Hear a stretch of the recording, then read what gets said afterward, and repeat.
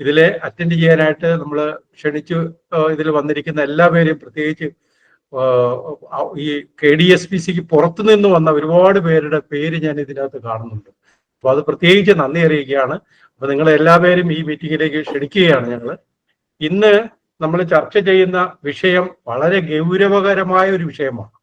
കാരണം നമുക്ക് KSEBക്ക് ഈ സ്മാർട്ട് മീറ്റർ പദ്ധതിയുമായി ശരിയായ രീതിയിൽ അവർ മുൻപോട്ട് പോയില്ലെങ്കിൽ ചില പ്രശ്നങ്ങൾ സംഭവിക്കും. അത് അവരുടെ ഉന്നത ഉദ്യോഗസ്ഥർക്ക് അറിയാം. പക്ഷെ ചിലരൊക്കെ നിസ്സഹായരാണ്. കാരണം അവർക്ക് ഇൻഡിപെൻഡന്റ് ആയിട്ട് അവർക്ക് ഒന്നും ചെയ്യാൻ പറ്റില്ല. അവരൊരു സെറ്റപ്പിന് താഴെയാണ്. അപ്പൊ ആ സെറ്റപ്പിന് അല്ലെങ്കിൽ ഒരു സ്റ്റേറ്റിലെ ഒരു അഡ്മിനിസ്ട്രേഷന് താഴെയാണ് അവരിയ്ക്കുന്നത്. അപ്പൊ അവർക്ക് ഇൻഡിപെൻഡന്റ് ആയിട്ട് അതിനകത്തൊന്ന് ഡിസിഷൻ എടുക്കുവാനായിട്ട് പല ബുദ്ധിമുട്ടുകളുണ്ട്. അപ്പൊ അങ്ങനെയുള്ള ഒരു സാഹചര്യത്തിലാണ് അവരിൽ പലരും മനസ്സിലാക്കിയിരിക്കുന്നത് ഇത് പ്രശ്നങ്ങളിലേക്ക് പോവുകയാണ്. അപ്പൊ നമ്മൾ ഇന്നിവിടെ ചർച്ച ചെയ്യുന്ന ആ പ്രശ്നങ്ങളാണ്. ഈ 19-ാം തീയതി 19-11 നടന്ന ഹിയറിംഗ് തന്നെ വളരെ നാടകീയമായ ഒരു ഹിയറിംഗ് ആയിരുന്നു. കാരണം തൊട്ട് തലേന്നാണ് ഈ സ്മാർട്ട് മീറ്റർ പദ്ധതിയുമായി ബന്ധപ്പെട്ട ഇതിന്റെ ഡീറ്റെയിൽഡ് പ്രോജക്ട് റിപ്പോർട്ട് അവിടെ സബ്മിറ്റ് ചെയ്തത്. നമ്മുടെ ഈ ഹിയറിംഗിന് അറ്റൻഡ് ചെയ്യണമെന്ന് പറയുന്നവർക്ക് പോലും അത് വായിച്ചു പഠിക്കാൻ പോലും സമയം കിട്ടിയിട്ടില്ല. നമ്മൾ പലരും പറഞ്ഞത് ഇത് ശരിയാവൂല, ഞങ്ങൾക്ക് വായിച്ചു പഠിക്കാൻ പറ്റിയിട്ടില്ല, അതുകൊണ്ട് ഇത് അക്സെപ്റ്റ് ചെയ്യരുതെന്ന് റെക്കോർഡിക്കലി പലരും പറഞ്ഞിട്ടുണ്ട്. അപ്പൊ അങ്ങനെ അതിന്റെ സങ്കീർണതകൾ ധാരാളമായിട്ടുണ്ട്. പക്ഷെ എന്തുകൊണ്ടാണെന്ന് അറിയത്തില്ല. ഇതിലെ ഇപ്പൊ KSEBയിലെ ഉദ്യോഗസ്ഥർ തന്നെ നമ്മൾ നേരിട്ട് കണ്ടതാണ്, കമ്മീഷനിലും വീഡിയോയിലൊക്കെ നമ്മൾ കണ്ടതാണ്. വളരെ ഫ്യൂ മെമ്പേഴ്സ്, അത് ജൂനിയർ ആയിട്ടുള്ള ആൾക്കാരാണ് എന്ന് പറഞ്ഞാൽ ഈ ഹിയറിങ്ങിനെയൊക്കെ വളരെ സില്ലി ആയിട്ടാണ് അവർ കണ്ട് കാര്യങ്ങൾ നമുക്ക് ബോധ്യപ്പെടുത്തിയത്. പക്ഷെ അത്രയും ദയനീയതയിലേക്ക് ഇത് പോയിരിക്കുക. അവർ ആദ്യം ടോട്ടക്സിൽ ഇത് ചെയ്യുവാനായിട്ട് തീരുമാനിച്ചു, പിന്നെ ക്യാപെക്സിലേക്ക് മാറി. പക്ഷെ ഈ ക്യാപെക്സിലും അത് പൂർത്തീകരിക്കുന്നതായിട്ട് നമുക്ക് തോന്നുന്നില്ല. 2040 പോലും നമ്മുടെ വീടുകളിലൊന്നും ഇത് എത്തുമെന്ന് തോന്നുന്നില്ല. അപ്പൊ പിന്നീട് അവിടെ സംസാരിച്ച ഒരു വിഷയം എന്ന് പറഞ്ഞാൽ ഇത് ഈ ക്യാപെക്സിൽ ചെയ്യുന്നത് കൊണ്ട് കൺസ്യൂമേഴ്സിന് വലിയ ബാധ്യതയാവും, അവർക്ക് റെന്റ് കൂടുതൽ വരും, അങ്ങനെയൊക്കെ ഒരു വ്യാഖ്യാനം അവിടെ ഉണ്ടായിരുന്നു. പക്ഷേ റെന്റായിട്ടല്ല, അതിലെ മന്ത്ലി ഒരു എമൗണ്ട് വരും. ആ എമൗണ്ട് ഞങ്ങളൊക്കെ കമ്പയർ ചെയ്തപ്പോൾ ടോട്ടക്സിനേക്കാളും വളരെ കൂടുതലാണ് ക്യാപെക്സ്. അപ്പൊ കൺസ്യൂമേഴ്സിന് ഇത് ക്യാപെക്സ് വലിയ ഭാരമായിട്ട് മാറുകയും ചെയ്യും. അപ്പൊ ഇതുപോലെ ഒരുപാട് ടെക്നിക്കൽ കാര്യങ്ങൾ ഇതിലുണ്ട്. അപ്പൊ ഇന്ന് നമ്മൾ സംസാരിക്കുന്നത് ഇവർ സബ്മിറ്റ് ചെയ്ത ഡീറ്റെയിൽഡ് പ്രോജക്ട് റിപ്പോർട്ടിനെ പറ്റി വിശദമായിട്ട് ഈ ഫീൽഡിലെ എക്സ്പേർട്ടായ, അതായത് ടെലികമ്മ്യൂണിക്കേഷൻ മേഖലയിലെ ഒരു കൺസൾട്ടന്റും നമ്മുടെ കേരളത്തിലെ മൊബൈൽ കമ്മ്യൂണിക്കേഷൻ ഇംപ്ലിമെന്റ് ചെയ്തതിൽ വൺ ഓഫ് ദ ഫാദേഴ്സ്, അവരുടെ തുടക്കക്കാരനായ നമ്മുടെ ജേക്കബ് മാത്യു സാറാണ് ആദ്യം അത് പ്രസന്റ് ചെയ്യുന്നത്, അതിന്റെ DPR സംബന്ധിച്ചുള്ളത്. അപ്പൊ എല്ലാവരും ഒരിക്കൽ കൂടി ഈ മീറ്റിംഗിലേക്ക് സ്വാഗതം ചെയ്തുകൊണ്ട് മൈക്ക് ജേക്കബ് സാറിന് കൈമാറുകയാണ്. ജേക്കബ് സാറിനെ ഈ പേപ്പർ പ്രസന്റേഷനായിട്ട് ക്ഷണിക്കുന്നു. Thank you. Thank you sir. ഞാൻ ഒന്ന് സ്ക്രീൻ ഷെയർ ചെയ്തോട്ടെ. എടുക്കുന്നു. എല്ലാവർക്കും എൻ്റെ നമസ്കാരം. എൻ്റെ പേര് ജേക്കബ് മാത്യു. ഞാൻ ബേസിക്കലി ഒരു എഞ്ചിനീയർ ആണ്. ഞാൻ എൻ്റെ സ്പെഷ്യലൈസേഷൻ പ്രൊജക്ട് മാനേജ്മെന്റ് ആണ്. ഞാൻ 33 വർഷം സർവീസ് ഉണ്ട്. ലാസ്റ്റ് 17 വർഷം ഞാൻ ഐഡിയ, അല്ലെങ്കിൽ ഇപ്പോഴത്തെ വോഡാഫോൺ ഐഡിയയുടെ കോർപ്പറേറ്റിലെ നാഷണൽ പ്രൊജക്ട് ഹെഡ് ആയിരുന്നു. അപ്പോൾ ഇന്നത്തെ നമ്മുടെ വിഷയം DPRനെ കുറിച്ചുള്ളതാണ്. പക്ഷെ അതിലേക്ക് പോകുന്നതിന് മുമ്പ് കഴിഞ്ഞ 2 സെഷനിലായിട്ട് അജിത് സാർ കവർ ചെയ്ത ആ വിഷയങ്ങളൊക്കെ ഒന്ന് ടച്ചപ്പ് ചെയ്ത് പോകാം. അത് ആദ്യമായിട്ട് പങ്കെടുക്കുന്നവർക്കും അത് എന്തൊക്കെ പറഞ്ഞു എന്നുള്ളത് മനസ്സിലാക്കാൻ സാധിക്കും. ഫസ്റ്റ് സെഷനിൽ അജിത് സാറ് പറഞ്ഞത് ഈ ഒരു നമ്മുടെ ഈ ഒരു AMI മേഖലകളിൽ ഈ നമ്മുടെ ഇലക്ട്രിക്കൽ ഡിസ്ട്രിബ്യൂഷൻ നെറ്റ്വർക്കിനെ മോഡേണൈസ് ചെയ്യുന്നതിന് വേണ്ടിയിട്ടുള്ള ആ ഒരു സംഭാഷണത്തിൽ ഓരോ സ്റ്റേക്ക് ഹോൾഡേഴ്സിന്റെയും റോളാണ്. Government, electricity board, regulatory commission, consumers, നമ്മളെ പോലുള്ള ആൾക്കാർ. പിന്നെ റിയൽ ടൈം ഡേറ്റയുടെ ആവശ്യകതയെ പറ്റി അദ്ദേഹം സംസാരിച്ചു. ടെക്നോളജി അഡാപ്ഷന്റെ കാര്യത്തെക്കുറിച്ച് അദ്ദേഹം സംസാരിച്ചു. പിന്നെ RDSS അതിനകത്ത് AMI ഇംപ്ലിമെന്റേഷന്റെ പാക്കേജിനെ കുറിച്ച് അദ്ദേഹം സംസാരിച്ചു. അതിന് ഇംപ്ലിമെന്റേഷന്റെ മോഡലുകൾ, ടോട്ടക്സ് അല്ലെങ്കിൽ ക്യാപെക്സ്, ഇങ്ങനെയുള്ള മോഡലുകളെ കുറിച്ച് സംസാരിച്ചു. ടോട്ടക്സ് മോഡൽ എന്താണ് എന്നതിനെ കുറിച്ചൊന്ന് ടച്ചപ്പ് ചെയ്തു പോയി. പിന്നെ ഇന്ത്യയിലുള്ള സ്മാർട്ട് മീറ്റർ ഇംപ്ലിമെന്റേഷന്റെ ആ ഒരു സ്റ്റാറ്റസിനെ കുറിച്ച് സംസാരിച്ചു. ഈ സെഷൻ യൂട്യൂബിൽ അവൈലബിൾ ആണ്. ഈ സെഷനിൽ പങ്കെടുക്കാത്ത ആൾക്കാർക്ക് ആ സെഷൻ കാണാവുന്നതാണ്. രണ്ടാമത്തെ സെഷനിൽ അദ്ദേഹം ഈ സ്മാർട്ട് മീറ്റർ എല്ലാ കൺസ്യൂമേഴ്സിനും ആവശ്യമുണ്ടോ, ക്യാപെക്സ് മോഡൽ എന്താണ്, കേരളത്തിലുള്ള AMI പ്രൊജക്ടിന്റെ സ്റ്റാറ്റസ്, അതിന്റെ ഹിസ്റ്ററി അതെന്താണ്, ഇത് AMI പ്രൈവറ്റൈസേഷൻ ഒരു ഭാഗമായിട്ടാണോ ചെയ്യുന്നത്?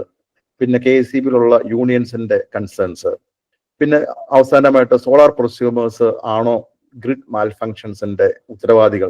ഇങ്ങനെയൊക്കെയുള്ള വിഷയങ്ങൾ വിശദമായിട്ട് വളരെ സരസമായിട്ട് സംസാരിച്ചു. ഇതും യൂട്യൂബിൽ അവൈലബിൾ ആണ്. കേൾക്കാത്ത ആൾക്കാർ അതൊന്ന് കേൾക്കുകയാണെങ്കിൽ ആ വിഷയങ്ങളെ കുറിച്ച് കൂടുതൽ വ്യക്തമായിട്ട് മനസ്സിലാവും.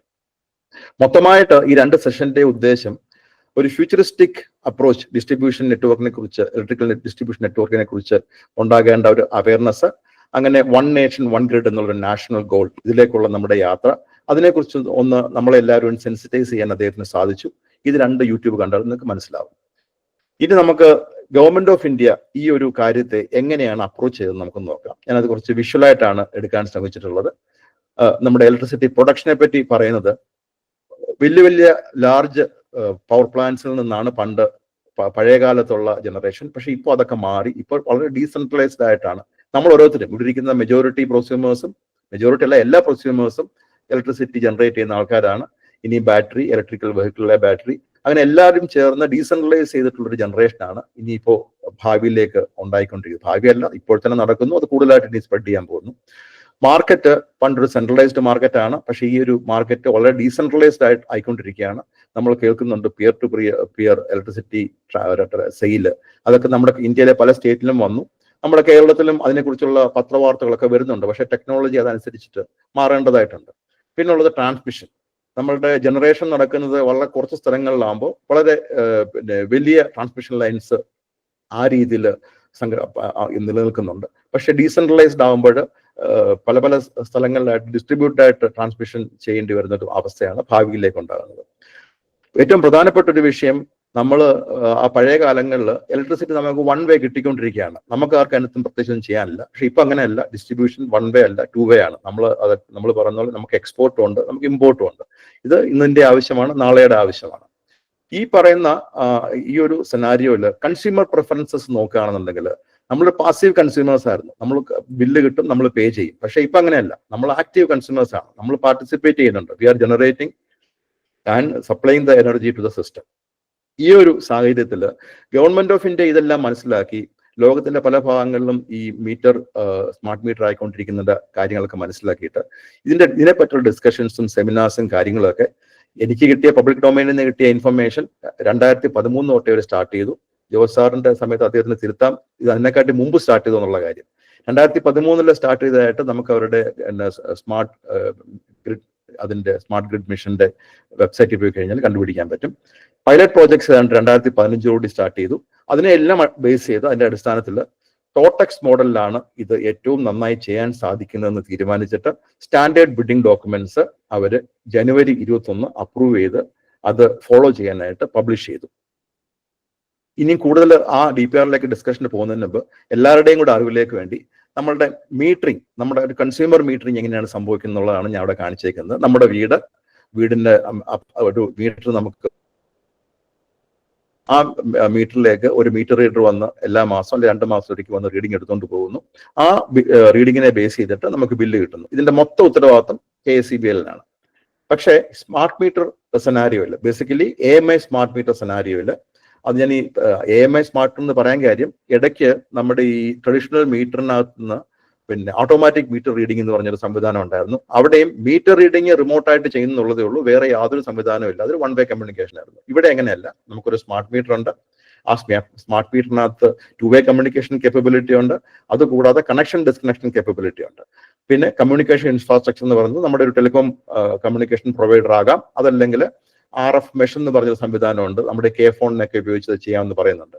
അതിനുശേഷം ഈ മീറ്ററിന്റെ എല്ലാ റീഡിങ്ങും സെഗ്രഗേറ്റ് ചെയ്യുന്ന HES, ഹെഡ് ആൻഡ് സിസ്റ്റം എന്ന് പറഞ്ഞ സംവിധാനമുണ്ട്. അതിനാണ് HES എന്ന് പറയുന്നത്. അവിടെ നിന്നുള്ള data meter data management system എന്ന് പറയുന്ന സംവിധാനത്തിലോട്ട് കടത്തിവിട്ട് അവിടെ നിന്നാണ് നമ്മുടെ ബില്ലിങ്, പിന്നെ ഫോൾട്ട് ടിക്കറ്റ്സ്, എല്ലാ രീതിയിലുള്ള ഇൻഫർമേഷൻ, അനാലിറ്റിക്സ്, റിപ്പോർട്ടിംഗ്, ഇതെല്ലാം നടക്കുന്ന അവിടെയാണ്.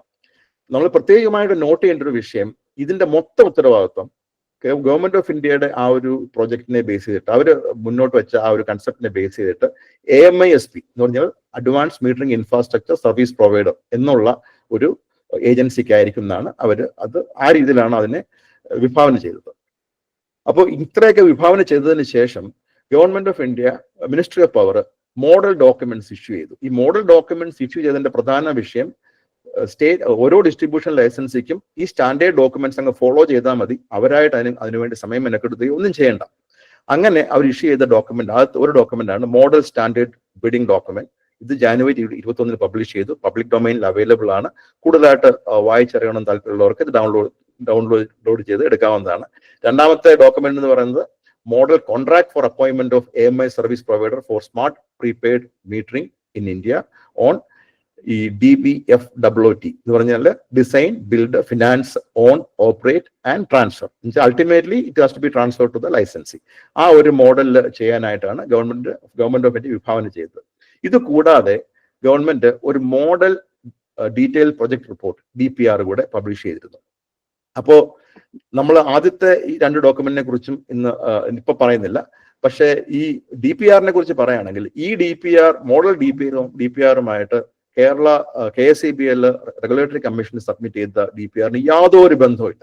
അതുകൊണ്ട് ആ DPR-ന്റെ മെറിറ്റ്സ്, ഡിമെറിറ്റ്സ് അല്ലെങ്കിൽ അതിന്റെ ഡിഫറൻസസിനെ കുറിച്ച് നമ്മൾ സംസാരിക്കേണ്ട ആവശ്യമുണ്ടെന്ന് തോന്നുന്നില്ല. കാരണം ഈ DPR ഡോക്യുമെന്റ് ഡൗൺലോഡ് ചെയ്തെടുക്കാൻ പറ്റും. അതിൽ നോക്കിക്കഴിഞ്ഞാൽ എന്താണ് ഗവൺമെന്റ് ഓഫ് ഇന്ത്യ DPR ഉദ്ദേശിക്കുന്നത് അതിൽ നിന്ന് വ്യക്തമായിട്ട് നമുക്ക് മനസ്സിലാവും. അപ്പൊ നമുക്ക് അടുത്തിലേക്ക് പോവാം. ഇനിയിപ്പോ ഞാൻ സംസാരിക്കാൻ വന്ന കുറെ സ്ലൈഡുകൾ ഇപ്പോഴത്തെ DPR-ൽ നിന്ന് മാത്രം എടുത്തേക്കുന്നതാണ്. ഇതിനകത്ത് എന്റെ കോൺട്രിബ്യൂഷൻ ആയിട്ട് ഒന്നുമില്ല. DPR-ൽ നിന്ന് മാത്രം എടുത്തേക്കുന്നതാണ്. Why totex model was dropped in Kerala as per the DPR. നമ്മുടെ കേരളത്തിലും ഒറിജിനൽ പ്ലാൻ എന്ന് വെച്ച് കഴിഞ്ഞാൽ AMI ഇംപ്ലിമെന്റേഷൻ KSEBക്ക് ഉണ്ടായിരുന്നു. The ministry of power action plan for loss reduction and smart metering works അതിന് സബ്മിറ്റ് ചെയ്ത കേരളത്തിന്റെ പ്രപ്പോസൽ 24/3/22 അപ്രൂവ് ചെയ്തു for a total amount of 10,475 കോടിയുടെ എമൗണ്ട്. ആ ടേബിള്, ആ അപ്രൂവലിന്റെ ഡേറ്റ ഇങ്ങനെയാണ് നമുക്ക് കാണാൻ കഴിയും. ഒന്ന്, സ്മാർട്ട് മീറ്ററിംഗ് വർക്ക്സ് 8,175 കോടി. അതിന്റെ കൂട്ടത്തില് ഗവൺമെന്റ് ഗ്രാന്റ് 1,226 കോടി. പിന്നെ ഒരു 163 കോടി രൂപയുടെ ഗ്രാന്റ് സ്പെഷ്യൽ ആയിട്ടുള്ളതാണ്. അതിനെക്കുറിച്ച് ഞാൻ പറയാം. അപ്പോൾ ഞാൻ റെഡ് സർക്കിൾ ഇട്ടേക്കുന്ന അതാണ് സ്മാർട്ട് മീറ്ററിംഗിന്റെ ടോട്ടൽ പ്രൊജക്ട് കോസ്റ്റും അതിന്റെ ഗവൺമെന്റ് ഓഫ് ഇന്ത്യയുടെ ഗ്രാന്റും അതാണ് ഈ ഫസ്റ്റ് സർക്കിൾ. രണ്ടാമത്തെ സർക്കിളിൽ ലോസ് റിഡക്ഷൻ വർക്ക്സിന് വേണ്ടിയിട്ടുള്ള ഗവൺമെന്റിന്റെ എസ്റ്റിമേറ്റഡ് കോസ്റ്റും അതിന്റെ ഗ്രാന്റും. ഇപ്പൊ മൊത്തം ആയിട്ട് 10,475 കോടി, 2,606 കോടി രൂപയുടെ ഗ്രാന്റ്. അത് കൂടാതെ 163 കോടി രൂപ ഒരു സ്പെഷ്യൽ ഗ്രാന്റ്. അതാണ് താഴെ സ്റ്റാർ ഇട്ട് കൊടുത്തിരിക്കുന്നത്. ഈ 1 ഡിസംബർ 2023 മുമ്പ് ഫേസ് 1 പ്രോജക്റ്റ് ഇംപ്ലിമെന്റ് ചെയ്തിരുന്നാൽ 450 രൂപ വെച്ച് ഒരു മീറ്ററിന് ഗവൺമെന്റ് ഇൻസെന്റീവ് തരുമായിരുന്നു. അപ്പോൾ ആ പൈസ നമുക്ക് എന്തായാലും കിട്ടിയില്ല. മാർച്ച് 22 ഈ അപ്രൂവൽ നമുക്ക് കിട്ടിയെങ്കിലും നമ്മൾ ഒന്നും ചെയ്യാതിരുന്നതുകൊണ്ട് ഈ 163 കോടി രൂപ ഓൾറെഡി പോയി. അപ്പോ AMISP ഈസ് ടു ഇൻകർ. കേരളത്തിൽ നമ്മുടെ DPR പറഞ്ഞിരിക്കുന്ന ഈ ഒരു പോയിന്റ്സ് ആണ് ഞാൻ ഇവിടെ റീപ്രൊഡ്യൂസ് ചെയ്തിരിക്കുന്നത്. AMISP ആണ് ക്യാപെക്സ് ഇൻകർ ചെയ്യുന്നത്. രണ്ടാമത് ഓപെക്സ് ഡ്യൂറിങ് ബിൽഡപ്പ് ആൻഡ് ഓൻഡം ഫേസ്. അപ്പോ ആ ബിൽഡപ്പ് ഫേസിലും പിന്നെ ഓൻഡം ഫേസിലും ഉള്ള ഓപെക്സും ഇവർ തന്നെയാണ് ബെയർ ചെയ്യുന്നത്. AMISP ആണ് ബെയർ ചെയ്യുന്നത്. KSEBL-ന് അപ്ഫ്രണ്ട് ആയിട്ട് ഒരു പൈസ പോലും കൊടുക്കേണ്ട ആവശ്യമില്ല. ആ പേയ്മെന്റ് എന്ന് പറയുന്നത് പെർ മീറ്റർ പെർ മന്ത് ബേസിസിൽ കൊടുത്താൽ മതിയാവും ഓൻഡം പീരീഡിൽ. അതാണ് ഈ നമ്മുടെ DPR-ൽ പറഞ്ഞിരിക്കുന്ന നമുക്ക് അപ്രൂവൽ കിട്ടിയ ആ ഒരു പ്രോജക്റ്റ്. അപ്പോൾ അതിനെ ബേസ് ചെയ്തിട്ട് ഒരു ടെൻഡർ നമ്മൾ KSEBL കൊടുത്തിരുന്നു. 37 lakh prepaid smart meter totex model ചെയ്യാനായിട്ട് 1 ഏപ്രിൽ 23 നമ്മൾ ടെൻഡർ വിളിച്ചത്. ആ ടെൻഡറിന്റെ അടിസ്ഥാനപ്പെടുത്തിയിട്ടുള്ള ഇവാലുവേഷൻ നടത്തിയപ്പോൾ DPR-ൽ പറഞ്ഞിരിക്കുന്നത് L1 റേറ്റ് എന്ന് പറയുന്നത് 44.8% ഇവരുടെ ഒരു സ്റ്റാൻഡേർഡ് റേറ്റ് ഉണ്ട്, അതിനെക്കാട്ടി കൂടുതലായിരുന്നു എന്നാണ് പറയുന്നത്. ഇതിനെക്കുറിച്ച് കൂടുതൽ ഡീറ്റെയിൽസ് ഒന്നും DPR-ലും അവൈലബിൾ അല്ല. നമുക്ക് അതിനെക്കുറിച്ച് പറയാൻ ഐ ഡോണ്ട് നോ, നമ്മുടെ ഇൻഫർമേഷൻസ് ഒന്നും ഇല്ല, പബ്ലിക് ഡൊമൈനിലൊന്നും അവൈലബിൾ അല്ല. ഈ ഒരു കാരണം ആണ് അതുകൊണ്ട് ഈ ഒരു പർട്ടിക്കുലർ ടോട്ടക്സ് മോഡൽ ഇവർ മുന്നോട്ട് പോയില്ല എന്നുള്ളതാണ് പറയുന്നത്. അപ്പൊ ഇതിനകത്തുള്ള ചില പൊളിറ്റിക്കൽ ഡിസിഷൻസ് ഉണ്ട്. 2 ആഗസ്റ്റ് 23 പവർ ഡിപ്പാർട്ട്മെന്റിൽ നിന്ന് ഒരു ലെറ്റർ KSEBL-ന് കിട്ടി. അതിൽ പറഞ്ഞിരിക്കുന്നത് cancel the tender for appointment of AMISP for 37 lakh prepaid smart meters considering the additional financial burden to the common public. ആ 44.8% ഇൻക്രിമെന്റ് എന്നവർ പറയുന്നത്. രണ്ടാമത്തെ directive evolve an alternate proposal so that common public are not burdened further. അപ്പോൾ basically ഈ totex model drop ചെയ്യാനുള്ള അടിസ്ഥാന കാരണം എന്ന് പറയുന്നത് ടോട്ടക്സ് മോഡലിന് റേറ്റ് കൂടുതലാണ്, കോമൺ പബ്ലിക്കിന് അതിനെ ബർഡൻ എടുക്കാൻ പറ്റില്ല, ക്യാപെക്സ് മോഡലിൽ റേറ്റ് കുറവായിരിക്കും എന്നാണ് പറഞ്ഞിരിക്കുന്നത്. അതുപോലെ തന്നെ 25 ഓഗസ്റ്റ് 23 ചീഫ് മിനിസ്റ്ററുടെ ഒരു മീറ്റിംഗ് ഉണ്ടായിരുന്നു. അതിനെ ബേസ് ചെയ്തിട്ട് ഡയറക്ഷൻസ് KSEBക്ക് കൊടുത്തു. ആ ഡയറക്ഷൻസ് ആണ്: ഒന്ന്, phase 1 ആയിട്ട് 3 lakh smart meter industrial and commercial കൺസ്യൂമറിന് അവർക്ക് ഇൻസ്റ്റാൾ ചെയ്യുക. അതിന് വേണ്ട ബില്ലിങ്ങും സോഫ്റ്റ്വെയർ ആപ്ലിക്കേഷൻസും KSEB ഡെവലപ്പ് ചെയ്യുക. ഫോണിന്റെ OFC പരമാവധി കമ്മ്യൂണിക്കേഷന് വേണ്ടി യൂസ് ചെയ്യുക. ഡേറ്റാ സ്റ്റോറേജും കാര്യങ്ങളൊക്കെ KSEBകളുടെ ഡേറ്റാ സെന്ററിൽ ചെയ്യുക. പഴയ മീറ്റർ റീപ്ലേസ് ചെയ്ത് പുതിയ മീറ്റർ സ്ഥാപിക്കേണ്ട ഉത്തരവാദിത്തം KSEB തന്നെ ചെയ്യുക. ഇതാണ് ചീഫ് മിനിസ്റ്റർ മീറ്റിംഗിൽ ഉണ്ടായ ഡയറക്റ്റീവ്. നമുക്ക് മുന്നോട്ട് പോകാം. അപ്പോൾ KSEBL ഈ ഒരു ഡയറക്റ്റീവിന്റെ ബേസിസിൽ ആൾട്ടർനേറ്റ് പ്രപ്പോസൽ സബ്മിറ്റ് ചെയ്തു. ഇതാണ് നമ്മൾ സ്ഥിരമായിട്ട് പറഞ്ഞ capex model. KSEBL decided to execute phase 1 implementation of smart meter under CAPEX model. അതിന് 2 പാക്കേജ് ആയിട്ടാണ് അവർ അതിന് ടെൻഡർ വിളിച്ചേക്കുന്നത്. ഒരു പാക്കേജ് എന്ന് പറയുന്നത് roll out of 3 lakh smart meters with communications and HES. രണ്ടാമത്തെ package deployment of MDM solution hosted at KSEBL data centre and disaster recovery, including integration with existing systems established by KSEBL. ഈ 2 package ആയിട്ടാണ് ഇവർ tender വിളിച്ചിരിക്കുന്നത്. അപ്പോ ഈ package ചെയ്യുമ്പോഴും താഴെ പറയുന്ന കാര്യങ്ങൾ KSEB തന്നെ നേരിട്ട് ചെയ്യുമെന്നാണ് ഈ DPRൽ പറഞ്ഞിരിക്കുന്നത്. Dismantling of existing meters, installation of smart meters, auxiliary items, supply of auxiliary items, supply of CTPT units, integration of billing solution with MDM, data storage in KSEB data centre, formulation and roll out of consumer engagement plan, use of phone for communication setup. ഇത്രയും കാര്യങ്ങൾ KSEB നേരിട്ട് ചെയ്യുന്നതാണ് പറഞ്ഞേക്കുന്നത്. അപ്പോ ഇതിനകത്ത് cost കൊടുത്തിരിക്കുന്നത് ഇങ്ങനെയാണ്. ഇതും DPRലെ നമ്പറുകളാണ്. ആദ്യത്തെ phase 1 പിന്നെ ഈ ഒരു സ്മാർട്ട് മീറ്റർ ഇംപ്ലിമെന്റേഷന് വേണ്ടിയിട്ട് ഏതാണ്ട് 24-25 109 കോടിയും 25-26 101 കോടിയും, മൊത്തം 211 കോടി. അതുപോലെ തന്നെ MDMS മീറ്റർ ഡേറ്റ മാനേജ്മെന്റ് സിസ്റ്റത്തിന്റെ സപ്ലൈ ഇറക്ഷൻ കമ്മീഷനിങ്, അതിനെല്ലാം കൂടെ ചേർത്ത് 66 കോടി, മൊത്തം 277 കോടിയാണ് പറഞ്ഞിരിക്കുന്നത്. അപ്പോൾ ഇതാണ് പാക്കേജ് 1, ഇതാണ് പാക്കേജ് 2. അപ്പോ ഇതിൽ DPRൽ പിന്നെയും പറഞ്ഞിരിക്കുന്ന കാര്യമാണ് capex model will be with KSEB's on funding. Project implementation period will be 12 to 18 months and O&M services are to be provided by the contractor for another 6 years. ഈ ക്യാപെക്സ് മോഡലിൽ ഇവർ ചെയ്യുമ്പോൾ ഇതിനൊരു പേ ബാക്ക് കാൽക്കുലേഷൻ കൊടുത്തിട്ടുണ്ട്. ആ pay back calculation നമ്മളൊന്ന് അറിഞ്ഞിരിക്കുന്നതാണ്. അതിൽ ഒന്നാമത്തെ പേ ബാക്കിന്റെ സേവിങ്സ് വരുന്നത് annual savings due to reduction in AT&C losses which this includes energy accounting. അപ്പോൾ ഈ AT&C ലോസസ് കുറയുന്നത് കാരണമുള്ള സേവിങ്. ഇപ്പോൾ AT&C ലോസ് ഏതാണ്ട് 1% വെച്ച് കുറയുമെന്നാണ് ഇവിടെ പറഞ്ഞിരിക്കുന്നത്. അതിൽ നിന്നുണ്ടാകുന്ന സേവിങ് 93.56 കോടി. രണ്ടാമത്തത് annual savings from reduction in distribution transformer failure. അതും പറയുന്നത് reduction in DT failure by 1.54% to 1%. അതിന്റെ savings 9.4 crore. Annual savings on government dues due to installation of prepaid smart meter 150 crore. എല്ലാം കൂടെ ചേർന്ന് 253 കോടിയോളം പിന്നെ ബെനിഫിറ്റ്സ് ഉണ്ടാവും. ആ ബെനിഫിറ്റ്സിനെ ബേസ് ചെയ്തിട്ട് പറയുന്നു വിതിൻ ആൾമോസ്റ്റ് 4 years 4 വർഷം കൊണ്ട് ഈ പേ ബാക്ക് പീരീഡ് കിട്ടും. ഇതിലൊരു കാര്യം നമ്മൾ ഒന്ന് മനസ്സിലാക്കിയിരിക്കണം. AT&C ലോസ് എന്ന് പറഞ്ഞ KSEB ഇപ്പൊ പറയുന്നത് 7.55%. അതിൽ 1% കുറയെന്ന് വെച്ച് കഴിഞ്ഞാൽ 6.55%. അപ്പൊ നമുക്ക് ഇതൊന്നും ഇന്റർനാഷണൽ ലെവലിലൊന്നും നോക്കാം. US-ന്റെ ഡെവലപ്ഡ് നേഷൻസ് ആണ്. അമേരിക്കയുടെ AT&C ലോസ് 6.8%. ജർമ്മനി ആൻഡ് ജപ്പാന്റെ 5%. അപ്പൊ നമ്മൾ ആൾമോസ്റ്റ് ഈ 2 രാജ്യങ്ങളുടെ AT&C ലോസ് ലെവലിലാണ് ഇപ്പൊ നിൽക്കുന്നത്. അതിന്റെ കൂട്ടത്തിൽ നമ്മൾ ചേർത്ത് വായിക്കണം, ഇന്ത്യയുടെ അഗ്രഗേറ്റ് AT&C ലോസ് എന്ന് പറയുന്നത് 15.8 ആണ്.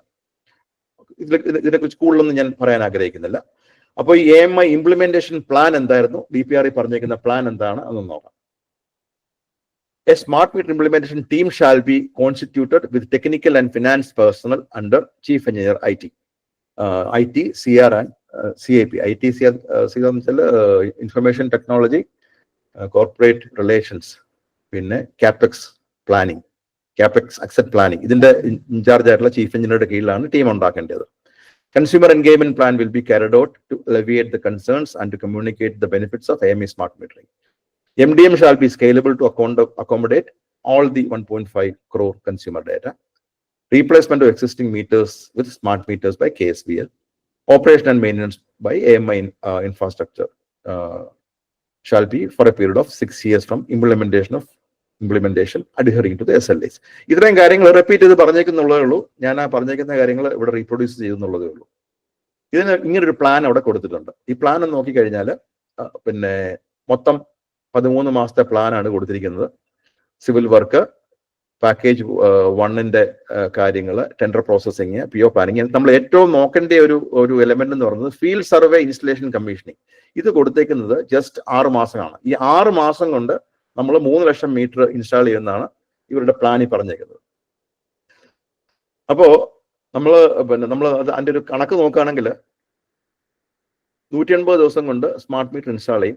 Averaging 1600 meters per day. ഇതാണ് KSB കൊടുത്തിരിക്കുന്ന പ്ലാൻ. അപ്പോൾ ഇതിനെക്കുറിച്ചൊക്കെ കൂടുതലായിട്ട് ആലോചിക്കുകയാണെങ്കിൽ ഒരു ടീമിൽ എത്ര പേര് വേണം, അതിൽ എത്ര പേര് ചേർന്നാണ് ഈ 1600 മീറ്റർ ഇൻസ്റ്റാൾ ചെയ്യുന്നതൊക്കെ നമുക്ക് ആലോചിക്കാവുന്നതേ ഉള്ളൂ. അതിനെക്കുറിച്ച് കൂടുതലായിട്ട് ഒന്നും പറയുന്നില്ല. ഇത് കൂടാതെ AMI ഇംപ്ലിമെന്റേഷൻ പ്ലാൻ ഫോർ 26-27 കൊടുത്തിട്ടുണ്ട്. അതിന്റെ കൊടുത്തിരിക്കുന്നത് ഇങ്ങനെയാണ്: 17 lakh consumer, all category consumers of 6 high revenue electrical divisions. ഇതാണ് phase 2 ആൻഡ് phase 3 കൊടുത്തിരിക്കുന്നത്. ഇതിൽ phase 2 കൊടുത്തിരിക്കുന്നത് all consumers of Ernakulam, Kazhakuttam, Farook electrical division and 8 lakh consumer. Project start ചെയ്യുന്നത് December 25, December 26 അവസാനിക്കും. അതുപോലെ പിന്നെ all consumers of Tripunithura, Thiruvananthapuram, Kozhikode electrical division, അത് 8.5 lakhs. അതിന്റെ ഡേറ്റും December 26 ആൻഡ് December 27. അപ്പോ ഇത് ഇത്രയാണ് DPR. DPR ഇതിൽ കൂടുതൽ ഇൻഫർമേഷൻസ് ഒന്നുമില്ല. ഇത്രയും ഞാൻ ഈ പറഞ്ഞിരിക്കുന്ന കാര്യങ്ങൾ ആണ് മാത്രമേ DPR-ലുള്ളൂ. വേറെ ഇൻഫർമേഷൻ ഒന്നും അവൈലബിൾ ആയിട്ടില്ല. അതിൽ നമുക്ക് പ്രധാനമായിട്ട് അതിൽ പറഞ്ഞിരിക്കുന്ന ഇൻഫർമേഷൻസ് ഞാൻ അവിടെ കവർ ചെയ്ത് കഴിഞ്ഞു. ഇനി നമുക്ക് നോക്കേണ്ടത് ഈ ക്യാപെക്സ് മോഡിൽ സക്സീഡ് ചെയ്യുമോ ഇല്ലയോ എന്നുള്ളൊരു പ്രധാനപ്പെട്ട വിഷയമാണ്. അതിനെക്കുറിച്ച് നമ്മളുടെ ഒരു കമന്റ് എന്ന് പറയുന്നത്, ഈ ടോട്ടക്സ് മോഡലില് ഞാൻ നേരത്തെ ആ പിക്ചർ കാണിച്ചിരുന്നു. ആ smart metre, communication infrastructure, head and systems, MDMS. അപ്പോൾ ഇതെല്ലാം AMI SP-യുടെ ഉത്തരവാദിത്തമാണ്. നമുക്കിപ്പോൾ ഈ ഓരോ എലമെന്റ്സും എന്തൊക്കെയാണ് അതിന്റെ റോളെന്നൊന്ന് നോക്കാം. ഈ സ്മാർട്ട് മീറ്റർ എന്ന് പറയുമ്പോൾ ജോഗ്രഫിക് ആയിട്ട് നമ്മൾ സ്പ്രെഡ് ചെയ്ത് കിടക്കുന്ന എല്ലാ സ്മാർട്ട് മീറ്ററിന്റെ റീപ്ലേസ്മെന്റ്, അതിന്റെ ഇൻഡെക്സിങ്, അതിന്റെ ഇന്റഗ്രേഷൻ. ഇപ്പൊ ഇതെന്ന് പറയുന്നത് ജസ്റ്റ് ഒരു മാനുവൽ ജോലിയല്ല. ചുമ്മാ പോയി മീറ്റർ മാറ്റി വെച്ചാൽ മാത്രം പോരാ. ലൈവ് ആയിട്ടിരിക്കുന്ന മീറ്റർ ഇളക്കി അതിനകത്ത് നമ്മൾ പുതിയ മീറ്റർ വെച്ച് എനർജൈസ് ചെയ്ത് അതിൽ അസറ്റ് ഇൻഡെക്സ് ചെയ്ത് അതിനെ ഇന്റഗ്രേറ്റ് ചെയ്യണം. അപ്പൊ അസറ്റ് ഇൻഡെക്സിംഗ് ഒക്കെ പറയുന്നത് ക്രിട്ടിക്കൽ ആയിട്ടുള്ള ആക്ടിവിറ്റിയാണ്. ശരിക്കും പറയാൻ ഞാൻ ഉദ്ദേശിച്ചത് ഇതൊരു സ്കിൽഡ് ആക്ടിവിറ്റിയാണ്. അല്ലാതെ ട്രെയിൻഡ് പ്രൊഫഷണൽസിന് മാത്രമേ ചെയ്യാൻ സാധിക്കുള്ളൂ. അങ്ങനെ ട്രെയിൻഡ് ആയിട്ടുള്ള മാൻ പവറെ വെച്ചിട്ടാണ് 1600 മീറ്റർ പെർ ഡേ KSB ചെയ്യേണ്ടത്. രണ്ടാമത്തേന്ന് പറഞ്ഞാൽ കമ്മ്യൂണിക്കേഷൻ ഇൻഫ്രാസ്ട്രക്ചർ. അതൊരു ടെലികമ്മ്യൂണിക്കേഷൻ പ്രൊവൈഡർ ആണ് കൊടുക്കേണ്ടത്. മൂന്നാമത്തെന്ന് പറഞ്ഞാൽ ഹെഡ് ആൻഡ് സിസ്റ്റം. ഈ ഹെഡ് ആൻഡ് സിസ്റ്റം നമ്മൾ പറയുമ്പോൾ നമ്മൾക്ക് അതിന്റെ ഒരു റോള് നമുക്ക് മനസ്സിൽ വരില്ല. അതുകൊണ്ടാണ് ഞാൻ അതൊന്ന് ചെറുതായിട്ടൊന്ന് എക്സ്പ്ലെയിൻ ചെയ്തിരിക്കുന്നത്. Head end system is responsible for direct communication with smart meters. It collects raw data from meters. It executes commands to the meters. അടുത്തത് MDMS. It stores, processes and manages data collected by the HES. Provides analytics, reporting and long-term data storage. It interfaces with other enterprise systems. ഇത് ആണ് MDMS-ന്റെ ഒരു role. ഇനി നമുക്ക് KSB പറഞ്ഞു. അപ്പൊ ഈ ഒരു പർട്ടിക്കുലർ പിക്ചറിൽ കാണിച്ചിരിക്കുന്ന പോലെ ഇതിന്റെ എല്ലാത്തിന്റെയും പൂർണ്ണ ഉത്തരവാദിത്വം AMI SP-ക്കാണ്. എന്ന് പറഞ്ഞു കഴിഞ്ഞാൽ മീറ്റർ ഇൻസ്റ്റാൾ ചെയ്ത് MDMS കൂടെ ഫൈനൽ ഔട്ട്പുട്ട് നമുക്ക് തരിക എന്ന് പറഞ്ഞ ഉത്തരവാദിത്വം AMI SP-ക്കാണ്. അതിനിടയ്ക്കുള്ള ഒരു കാര്യത്തിനും വേറെ ആരും ഉത്തരവാദിയല്ല. ആ ഫൈനൽ ഔട്ട്പുട്ടിനെ ബേസ് ചെയ്തിട്ടാണ് അവർക്ക് പൈസ കൊടുക്കുക. നമുക്ക് ക്യാപെക്സ് മോഡലിൽ KSB എന്താ പറഞ്ഞേക്കുന്നത് നോക്കാം. സെയിം സംവിധാനം. KSB പറഞ്ഞിരിക്കുന്നത് സ്മാർട്ട് മീറ്റർ തൊട്ട് HES വരെ പാക്കേജ് 1 അതിന് ടെൻഡർ വിളിച്ചിട്ടുണ്ട്. അപ്പൊ സ്മാർട്ട് മീറ്ററിന്റെ ഇംപ്ലിമെന്റേഷൻ, ടെലികോം സർവീസ് പ്രൊവൈഡറുമായിട്ടുള്ള ലൈസനിങ്, അവരുടെ സർവീസ് പ്രൊവൈഡ് ചെയ്യുക, പിന്നെ HES-നെയും കൂടെ ചെയ്യും. ഇത്രയും കാര്യങ്ങളാണ് പാക്കേജ് 1. പാക്കേജ് 2 എന്ന് പറയുന്നത് MDMSന്റെ സപ്ലൈ, അതിന്റെ ഇന്റഗ്രേഷൻ വിത്ത് എക്സിസ്റ്റിംഗ് സിസ്റ്റം, അത് രണ്ടാമത്തെ പാക്കേജ്. ഇത് ഇത്രയും പോരാഞ്ഞിട്ട് ഒരു കോംപ്ലിക്കേഷൻ ഉണ്ടാക്കി വെച്ചിട്ടുണ്ട്. KSEB പറയുന്നത് ഞങ്ങൾ പോയിട്ട് ഈ മീറ്റർ റീപ്ലേസ് ചെയ്യാം. അപ്പൊ KSEB ഇതിനകത്തൊരു സ്റ്റേക്ക് ഹോൾഡർ ആണ്. അവരുടെ ഈ മീറ്റർ റീപ്ലേസ്മെന്റിനെ ബേസ് ചെയ്തിട്ടാണ് മേളിലോട്ടുള്ള ആക്ടിവിറ്റീസിന്റെ ആ ഒരു സ്പീഡ് നമുക്ക് നിശ്ചയിക്കാൻ സാധിക്കുള്ളൂ. ഇതാണ് കാപ്പെക്സ് മോഡൽ. ഒരു കാര്യം പ്രത്യേകം നോട്ട് ചെയ്യണം, ഈ കാപ്പെക്സ് മോഡല് പൂർണ്ണ ഉത്തരവാദിത്തമുള്ള ആരുമില്ല. KSEBക്ക് ഉത്തരവാദിത്തം ഉണ്ടെന്ന് ചോദിച്ചാൽ KSEBക്ക് ഉത്തരവാദിത്തം ഇല്ല. കാരണം KSEBക്ക് ഉത്തരവാദിത്തം ഉണ്ടെന്ന് ഒരിടത്തും പറയുന്നില്ല. അപ്പോൾ ഇതിനകത്തുള്ള പ്രോബ്ലം എന്താണെന്ന് ചോദിച്ചു കഴിഞ്ഞാൽ, ഞാൻ നേരത്തെ പറഞ്ഞു ഈ മീറ്റർ ഇൻഡെക്സിങ്, അത് ഈ ഒരു മീറ്റർ KSEB ആണ് അത് ചെയ്യേണ്ടത്. മീറ്റർ ഇൻഡെക്സിങ്ങും പിന്നെ ഇന്റഗ്രേഷൻ അത് വലിയ വിഷയമല്ല. കാരണം എനർജൈസ് ചെയ്ത ഇൻഡെക്സ് ചെയ്ത മീറ്റർ ചിലപ്പോൾ ഓട്ടോമാറ്റിക് ആയിട്ട് ഡിറ്റക്ട് ചെയ്തെന്ന് വരും. അപ്പോൾ അതിലെന്തെങ്കിലും എറർ പറ്റിയാൽ MDMSൽ കൂടെ ബില്ല് പുറത്തു വരുമ്പോൾ അറിയുന്നത്. എന്തെങ്കിലും ഒരു അയൽവക്കക്കാരന്റെ മീറ്റർ ഡേറ്റ ആണ് നമ്മുടെ മീറ്ററിൽ പിടിപ്പിച്ചേക്കുന്നെങ്കിൽ നമുക്ക് ബില്ല് വരുമ്പോൾ അത് മാറിയിരിക്കും. അപ്പൊ ആ ഒരു കംപ്ലൈന്റ് റെസൊല്യൂഷൻ ആരാണ് ചെയ്യേണ്ടതെന്ന് ചോദിച്ചു കഴിഞ്ഞാൽ അതിപ്പോഴും ഈ ഒരു മോഡൽ ക്ലിയർ അല്ല. രണ്ടാമത്തെ ഒരു വിഷയം എന്ന് പറഞ്ഞു കഴിഞ്ഞാൽ, നമ്മുടെ ഏതെങ്കിലും ഒരു രീതിയിൽ ഡിസ്കണക്ഷൻ വേണം എന്നൊരു മെസ്സേജ് തീരുമാനിക്കുന്നത് MDMS ആണ്. MDMS ഈ കമാൻഡ് താഴേക്ക് കൊടുക്കുമ്പോൾ ആ HES സിസ്റ്റം തൊട്ട് താഴോട്ട് പോയി അവിടെ ഡിസ്കണക്ഷൻ നടക്കണം. എന്തെങ്കിലും കാരണവശാൽ ഡിസ്കണക്ഷൻ നടക്കുകയോ അല്ലെങ്കിൽ കണക്ഷൻ നടക്കാതിരിക്കുകയോ ചെയ്തു കഴിഞ്ഞാൽ ഏത് ഏജൻസിയാണ് ഉത്തരം പറയുക? കാരണം രണ്ട് ഏജൻസി ഇൻവോൾവ് ആണ്. രണ്ടുപേർക്കും അങ്ങോട്ടും ഇങ്ങോട്ട് തിരിച്ചിരുന്ന് പറയാം ഞങ്ങളുടെ കുഴപ്പമില്ല. അപ്പോ ഞാൻ ഈ ഒരുമാതിരി ഇത് ഒരു എല്ലാവർക്കും മനസ്സിലാകുന്ന രീതിയിൽ എക്സ്പ്ലെയിൻ ചെയ്തു എന്റെ വിശ്വാസം. അപ്പോ കാപ്പെക്സ് മോഡല് വിജയകരമാണോ എന്നുള്ളത് നിങ്ങൾക്ക് സ്വയം തീരുമാനിക്കാൻ സാധിക്കും എന്നാണ് എനിക്ക് തോന്നുന്നത്. ഇതിന്റെ ജനറിക് ഒബ്സർവേഷൻസ്, ഈ AMI പ്രൊജക്ടിനെ കുറിച്ച് KSEB നടത്തിയിട്ടുള്ള ഈ ഒരു കാര്യത്തിനെ കുറിച്ചുള്ള ജനറിക് ഒബ്സർവേഷൻ, എന്റെ ഒരു ഒബ്സർവേഷൻ ഞാൻ പറയാണ്. Number 1, there is no agency replacing AMISP in the CAPEX model who is responsible for the continuous, consistent, satisfactory performance of AMI. AMIയുടെ പൂർണ്ണ ഉത്തരവാദിത്തമുള്ള ആരും ഈ CAPEX മോഡലിൽ ഇല്ല. 2, lack of ownership of AMI implementation project. KSEBയിൽ ആരാണ് ഈ AMI ഇംപ്ലിമെന്റേഷൻ പ്രോജക്റ്റിന്റെ ഉത്തരവാദി അല്ലെങ്കിൽ റെസ്പോൺസിബിൾ എന്നുള്ളത് നമുക്ക് ഒരു രീതിയിലും കണ്ടുപിടിക്കാൻ പറ്റത്തില്ല. മൊത്തമായിട്ട് പറഞ്ഞെങ്കിൽ സെന്റൻസ് ഞാൻ നേരത്തെ പറഞ്ഞു, CEIT will form A team എന്ന് മാത്രമേ പറഞ്ഞിട്ടുള്ളൂ, വേറെ ഒന്നും പറഞ്ഞിട്ടില്ല. ഇത് നമ്മുടെ ടെൻഡറിലും ഇല്ല, TPR-ലും ഇല്ല. മൂന്നാമത്തത്, there is no RACI. RACI എന്ന് ഉദ്ദേശിച്ചാൽ responsible, accountable, support, informed. RACI matrix giving role clarity to internal, external stakeholders and vendors. Basically ഇപ്പോൾ നമുക്ക് ഒരു സെക്ഷൻ ഓഫീസിലെ AE, അവിടുത്തെ സൂപ്പർവൈസർ, അടുത്ത സബ് എഞ്ചിനീയർ, അവിടുത്തെ ലൈൻമാൻ, ഇവരൊക്കെയാണല്ലോ ഇത് ചെയ്ത് തീർക്കേണ്ടത്. ഇവരുടെ ഒന്നും റോള് ഒരിടത്തും പറഞ്ഞിട്ടില്ല. ഇവർ ആര് എന്ത് ചെയ്യണം, പ്രൊജക്ട് മാനേജർ ആരാണ്, ആര് എന്ത് ചെയ്യണം എന്നുള്ള കുറിച്ചൊരു ഗ്രാഹ്യവും ഒരിടത്തും പറഞ്ഞിട്ടില്ല, ഒരു ക്ലാരിറ്റി ഇല്ല. പിന്നെ there is no structured approach visible in the DPR അല്ലെങ്കിൽ RFP about project management office or project governance of AMI project implementation. ഇതിനെക്കുറിച്ചൊക്കെ വളരെ സൈലന്റ് ആണ്. വേഗമായിട്ടൊരു സെന്റൻസ് അവിടെ ഇവിടെയൊക്കെ പറഞ്ഞിട്ടുണ്ടെന്നുള്ളതല്ലാതെ വ്യക്തമായിട്ടും കൃത്യമായിട്ടും ഇതിനെക്കുറിച്ചൊന്നും ഒരിടത്തും പറഞ്ഞിട്ടില്ല. ശരിക്കും പറഞ്ഞാൽ ഒരു കോംപ്ലക്സ് പ്രോജക്റ്റ് ഫെയിൽ ചെയ്യാനുള്ള എല്ലാ ഇൻഗ്രീഡിയൻസും ഇതൊക്കെയാണ്. റിസോഴ്സ് യൂട്ടിലൈസേഷൻ വളരെ അൺറിയലിസ്റ്റിക് ആണ്. ഞാൻ പറഞ്ഞു ഈ മീറ്റർ ഇൻഡെക്സേഷൻ എന്ന് പറയുന്ന ആ ജോലി ഒരു ടെക്നിക്കൽ, ഒരു സ്കിൽഡ് വർക്കാണ്. അപ്പോൾ ആ സ്കിൽഡ് വർക്ക് നമുക്ക് ആംഗിളിൽ ചിന്തിക്കുമ്പോൾ റിസോഴ്സ് യൂട്ടിലൈസേഷൻ വളരെ അൺറിയലിസ്റ്റിക് ആണ് in the context of project time lines and skill set required for meter integration and indexing in each of the consumer premises. ഇത്രയാണ് ഒരു ജനറിക് ഒബ്സർവേഷൻ നമുക്ക് ഈ ഒരു പ്രോജക്റ്റിനെ പറ്റി പറയാൻ സാധിക്കുക. ഇത്രയൊക്കെയാണ് എനിക്ക് കവർ ചെയ്യാനുള്ളത്. Thank you very much.